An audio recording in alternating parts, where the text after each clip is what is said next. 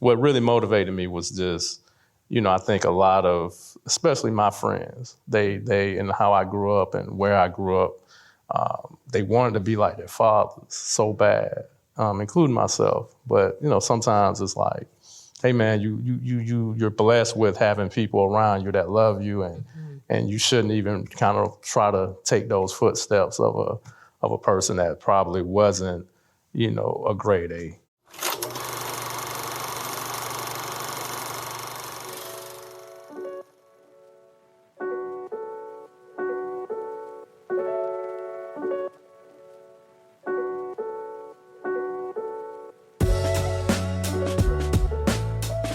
Hello, and welcome back to The Director's Cut, brought to you by the Directors Guild of America. In this episode, an emotionally absent real estate tycoon has his world shattered by an act of kindness in director Derick Halliman's drama, Life of Mike. The film tells the story of Mike Smith, a thriving real estate tycoon who lives a life devoid of close friends or family. As his birthday unfolds, his wife makes a heartfelt attempt to show him love, setting off a chain of events that make him confront the reality of who genuinely cares for him and who doesn't. Life of Mike is Halliman's feature directorial debut. Following a screening of the film at the DGA Theater in Los Angeles, Halliman spoke with director Christine Swanson about filming Life of Mike. Listen on for their spoiler-filled conversation.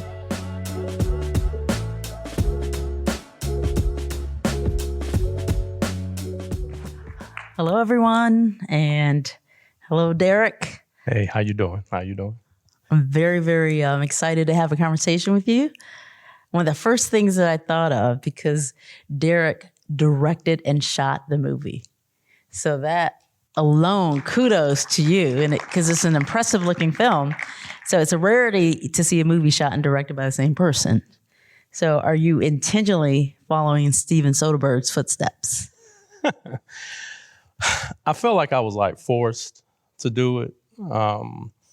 When my first passion is photography and DPing, but I knew I really wasn't seasoned enough to feel confident to go to a company or someone to say, hey, I'm a DP. So I felt like I wanted to write and direct, my first thing and be able to to DP it, because so I can kind of work out the kinks and work out, my insecurities and my, it's almost like a practice, kind of practice, to kind of do it. But you also produce and finance this as well. Yeah. So practice on your own dime, guys. Oh yeah. Because I always felt weird doing that, like taking someone else's money and kind of practicing on it. Because I know sometimes people will say, hey, I've met people and they'll take a camera, like they'll use a Red camera and they've never used it before, but they'll rent it for another production and use it for something else. And it's like, you don't really know how to even use that camera. So, but they're using it on somebody else's dime. And I just always felt weird about that. Okay. Well, so having written it, directed it, shot it, produced it, how much do you feel of your vision that you achieved from what you set out to do? Oof, being a director, you never feel like you got everything. Like even looking at it, it's hard for me to look at it because I know some of the mistakes, I know some of the gaps that need to be filled. But then when you write it and then shot it and then financed it, I'm like really going crazy and like in a whole lot of ways. So it's some things in there that. Do you still feel like it's a work in progress? Yes. Okay. But I'm not going to work on it for 12 years. But okay, yeah, good. I still feel like it's a work in progress. Talk to me about the ending. I have some ideas about about it philosophically. But since we have the writer and director here, talk about what you wanted to do. Like, what was your intent? And now that you've done it, like, what do you think? I like the way it ended, but we did have a alternate ending. Like one of the actors in here, Roberto. I don't know if Roberto is still in here. Played Juan, but and the AD Regina. She, we had a ending, but we changed it. And why? Why? We wanted to kind of give people an open-ended kind of ending, but we're going to re-release it in November, and we're going to have that other ending. Do you want to discuss it? Or do you want people to discover it? I think I'll let them discover it. Okay. Yeah. Okay. So he has a very stylized ending, which I think, again, philosophically, it works for people who want to imagine for themselves what this means. Yes. But he told me what the other ending is.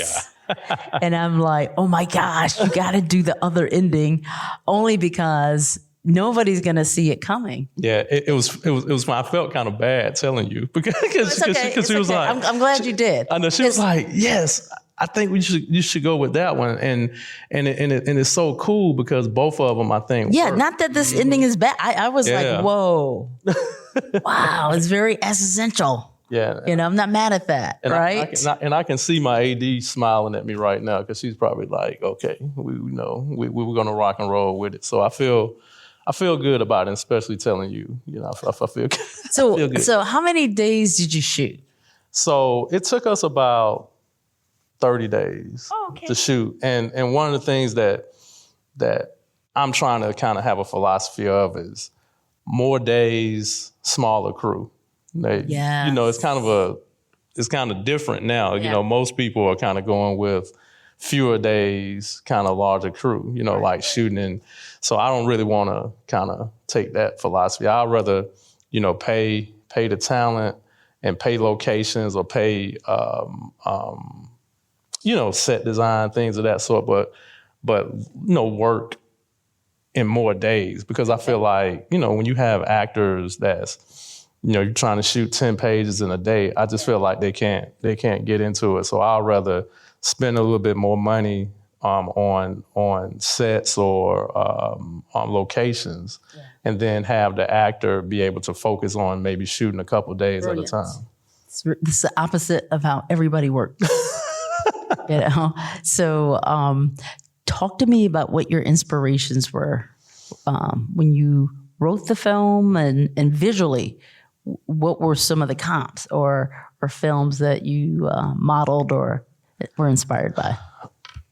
In writing the film, I was really thinking about, like you said, redemption. That somebody, usually when people make mistakes, they can't come out of them. But it was like, okay, with that ending, we were kind of like, should we have him wake up? Because we don't want him to die, but some people might have wanted him to die, and so for me, it was like, I just wanted to have something where people kind of felt his character. And as far as who I like, I really like David Fincher.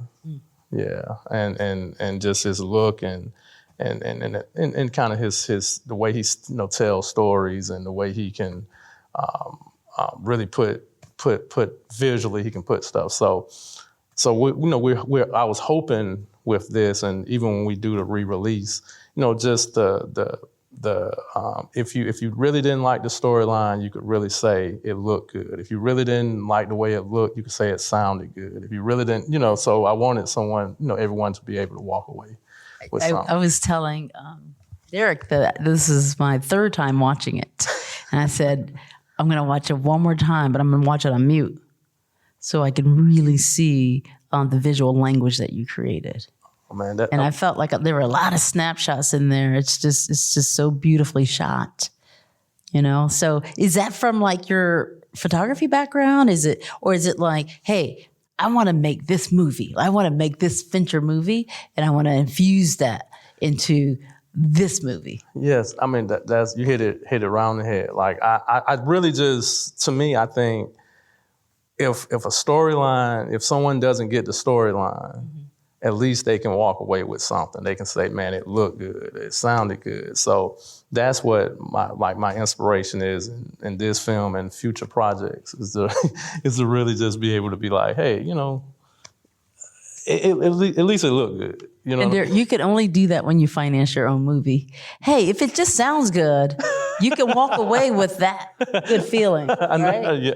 You know, Hey. so kudos that you can create that opportunity to do what you need to do to escalate like your craft. No, and right? Thank you. And to me, just talking to someone like yourself who's directed and produced several movies, you know, saying that you really understood where I was coming from. And, you know, because I'm not a seasoned writer, you know, so to me, when we were talking in the back and you were saying, hey, you were telling me some stuff, and I was like, man, it made me really feel good. But then working with a lot of DPs, I know when you said, hey, it looks good, you know, I can cut the volume off and it looks good. Because I always tell people with a commercial, to me, a commercial is a really good commercial when you can cut the volume down and just know in that 30 seconds what's happening in that commercial. So I really, really appreciate that, you telling me that. You know, I thought that it was a very complex portrayal of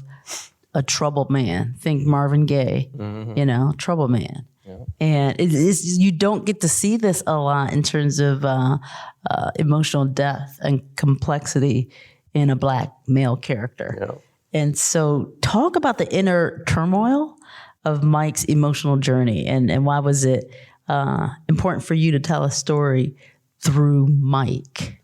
I think a lot of times, me growing up, you know, you always hear sons that they want to be like their fathers. And even though sometimes people are telling them your father wasn't really about nothing, you know what I mean? But they want to try to identify with them. They want to try to keep, you know, saying like, okay, I want to be like him. I want to be like him. But if the world is telling them like, yo, man, he really wasn't about nothing, you should, and you have good people around you, you shouldn't be worried about trying to identify or trying to be like him. So to me, that's why that ending kind of takes place, because, you know, people want to think like, okay, his wife and the bad guy's gonna kill him, but, you know, then he wakes up.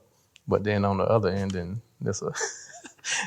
on the other ending, you'll really see what, you know, what happens. But what really motivated me was just, you know, I think a lot of, especially my friends, they and how I grew up and where I grew up, they wanted to be like their fathers so bad, including myself. But, you know, sometimes it's like, hey man, you're blessed with having people around you that love you, and you shouldn't even kind of try to take those footsteps of a person that probably wasn't, you know, a grade A. Yeah, I really felt his pain in terms of just his complexity and Black men that I have known in my life. And it's really just holding things in and not really able to have that release. So it's almost like this guy was sleepwalking in the whole movie. And so that's why I understand the meaningful ending when he wakes up. Yeah. So and a lot of times too, I don't mean to interrupt you. No. A lot of times I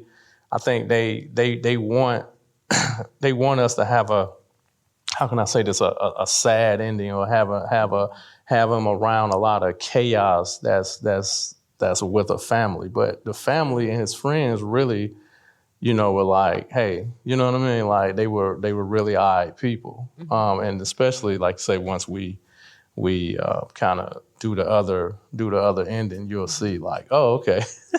Like it really was about family. So talk about your locations, because I felt like the locations were like a character in the storytelling.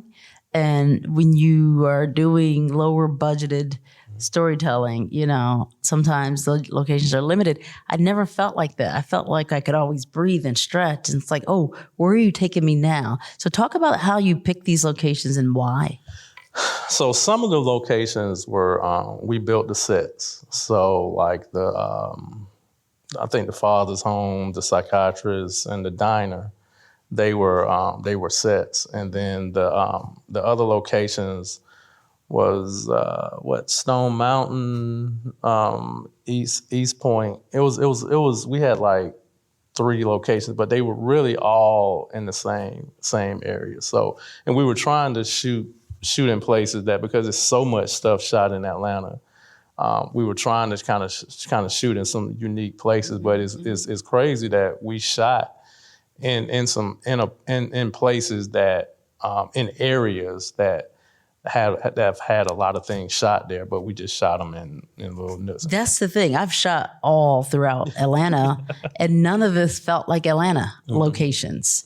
So you were intentional about that. Yeah, I was intentional, and being born and raised in Atlanta, like when I see a lot of these shows, and I'm like, oh, okay, that's Greenbrier Mall. Yeah, that's and it's like you keep seeing it over and over and over. We're burning out in Atlanta. Yeah, it's it's burning out. So we were just really trying to find some other alternate locations. But I really like having sets built, because I think when you do that, you're more in control of the lighting, you're things of that sort. So it's spoken like a DP. I actually love practical locations for storytelling reasons and discovery.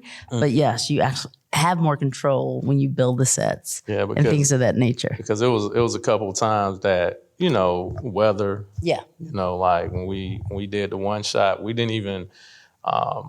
It took us how long to shoot that shot? It took us days because we had to shoot it, and then we really didn't like how it turned out on that because the window was just kept closing, and so like you were saying, but in a set, we can go in anytime, if we need to reshoot something, if we had to, it was easy. But like you say, the practical stuff, it is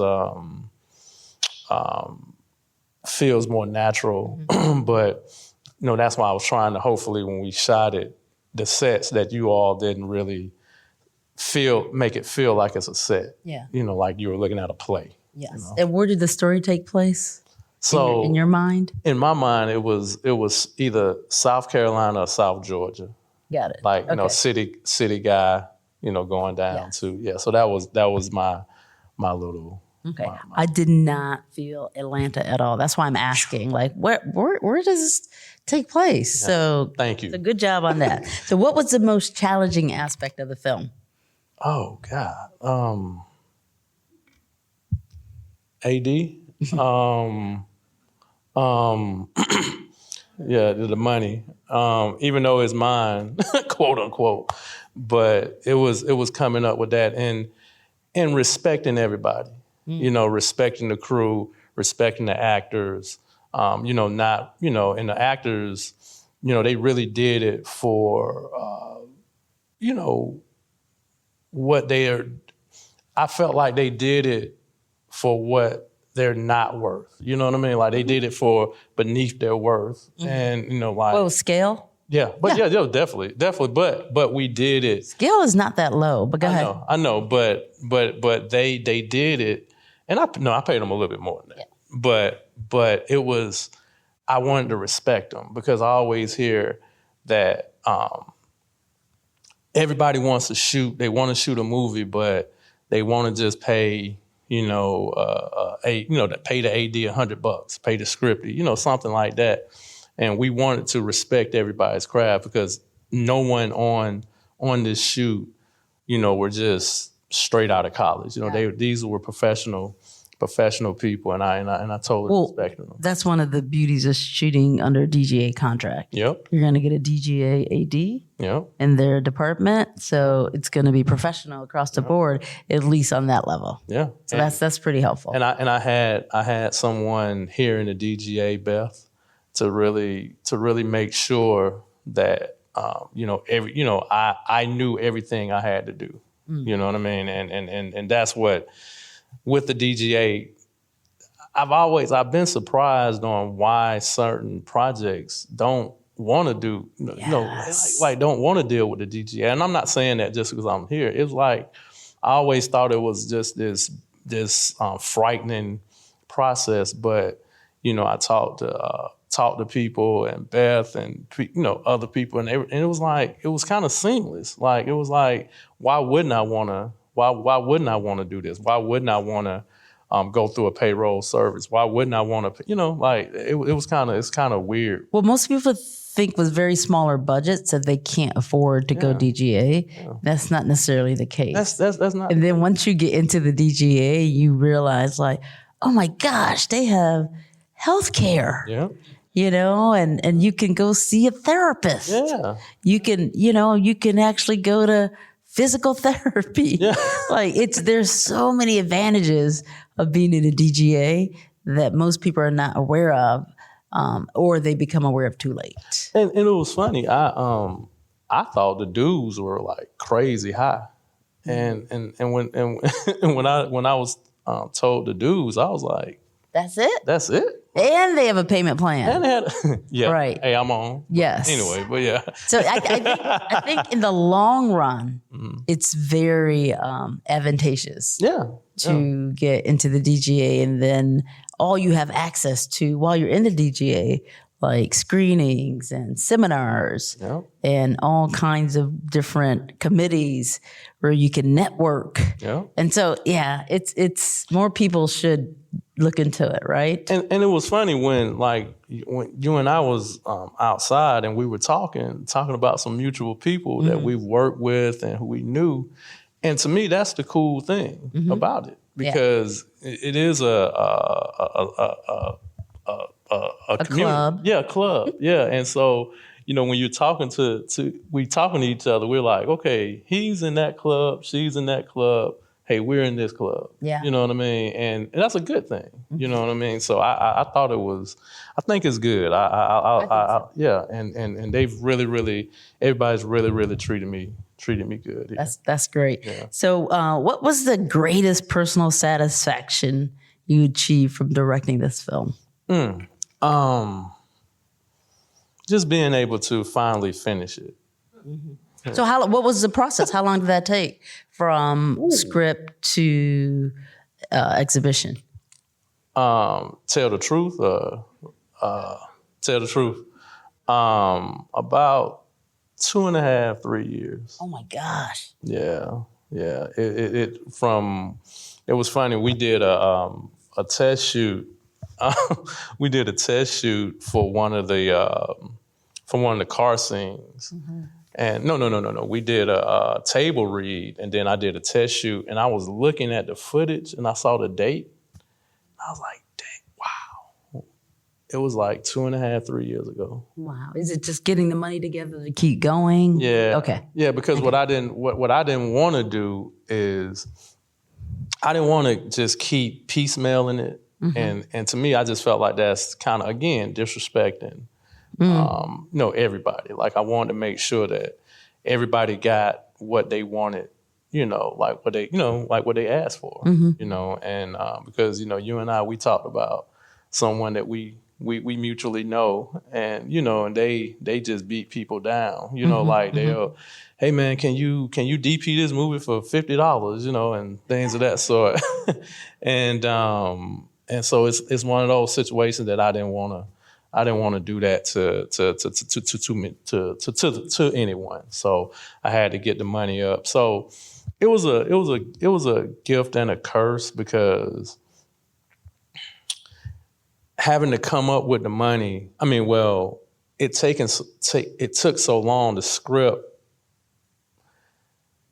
Just you keep thinking about it. Sometimes it's good that you write it, then you shoot it. Because as long as it keeps going on, you're like, man, okay, I can change this, or I can, go to another location. I just met a dude that, we were going to use a El Ranchero. Now I met a dude that he has a Corvette. You know what I mean? So I'm like, oh man, I want to use a Corvette now instead of the El Ranchero. So it was a curse because of that, but it was a gift because it took so long. I was able to kind of figure some things out that I probably would have rushed, or some shots that I would have on set I probably wouldn't have gotten, if I would have not had time to test them and things of that. So this being your first film, talk about what your process was working with the actors in terms of getting the performances that you needed, and especially now if it was spread out over time, how do you maintain specificity, given, time lagging? So that's why I was kind of blessed with having the actors like Roberto and Miko. I don't know if Roberto's here, but is Roberto here? Is Roberto here? Okay, because I directed him in BMF, right? Yes. Yeah. He gets around. Yeah, he gets around. So. He's the guy who kidnapped. Yeah. Right. Yeah. He's Mike. Kidnapped Mike. Yeah.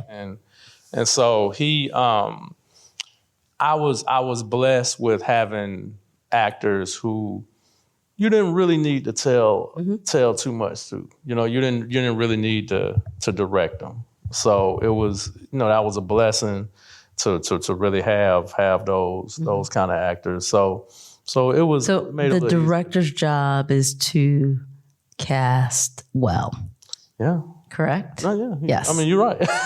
She said that. Yeah, because and if you notice, with this first film, I felt like, it wasn't a whole lot of characters. Like it wasn't a whole lot of people. And I think, and I think a lot of times, first directors or people that do their first film, I think sometimes they be doing too much. They want to do a restaurant scene when it's, but when they want to do a party scene, people doing the electric. Always those party scenes that'll kill you. Yeah.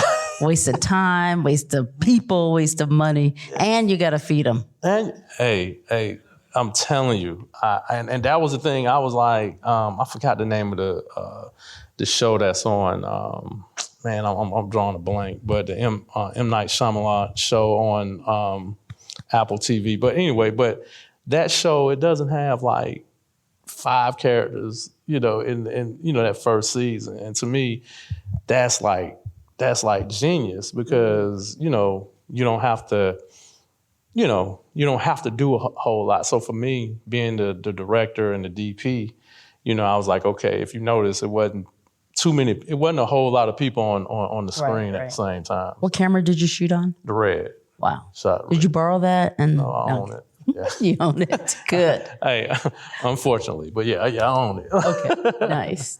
So yeah. So what's next for you? So, we're gonna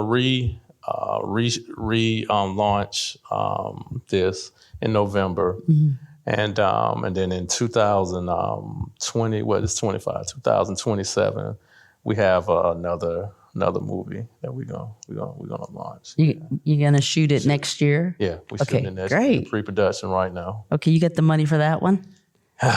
You're working on it. You're working on it. Yeah, got it. I like that. Yeah, got it. Yeah, we're working on it. Yeah. Well, good. Well, congratulations. Hey, thank you. On a wonderful film. Thank you so much. Go DGA. I know. Go DGA.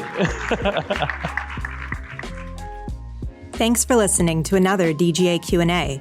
The Director's Cut is available wherever you listen to podcasts. And please share, subscribe, rate, and review. We'd love to hear your feedback, and you can help fellow film buffs find the show. Thanks again for listening, and we'll see you next time. This podcast is produced by the Directors Guild of America.